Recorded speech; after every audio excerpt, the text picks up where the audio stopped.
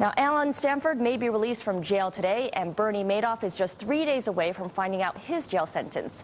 Ellen Braitman has the latest developments on both Ponzi scheme manipulators. Ellen? All right. Well, with Stanford, though, he has not been convicted. With Madoff, we do have that admission of guilt. So let me start off what's happening with Alan Stanford. He may be released after he pleaded not guilty yesterday in a Houston courtroom. It's going to follow the indictment on Friday, multi-count indictment, in which he was accused of orchestrating a $7 billion Ponzi scheme through his bank in Antigua.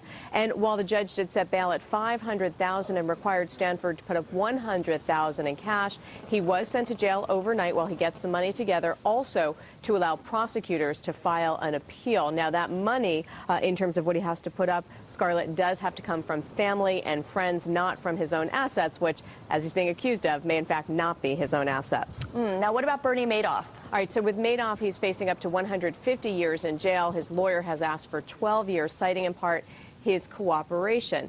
Bid now is for leniency. Maybe hard to get because he's failed to tell investigators about who else may have helped him defraud investors. Since his arrest, Bernie Madoff has insisted he acted alone.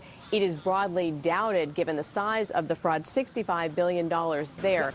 His lawyer, Iris Sorkin, declining to say whether Madoff implicated others, but do want to say as well that a court filing by prosecutors, that could come today. It may shed light on the scope of Madoff's assistance and details of the U.S. probe. Now, also, just want to point out, the judge has postponed for 90 days a determination of how much Madoff owes victims. And as we know, Scarlett, again, there, the question is, what assets? That's been one of the questions, because not many of those assets have been turned up.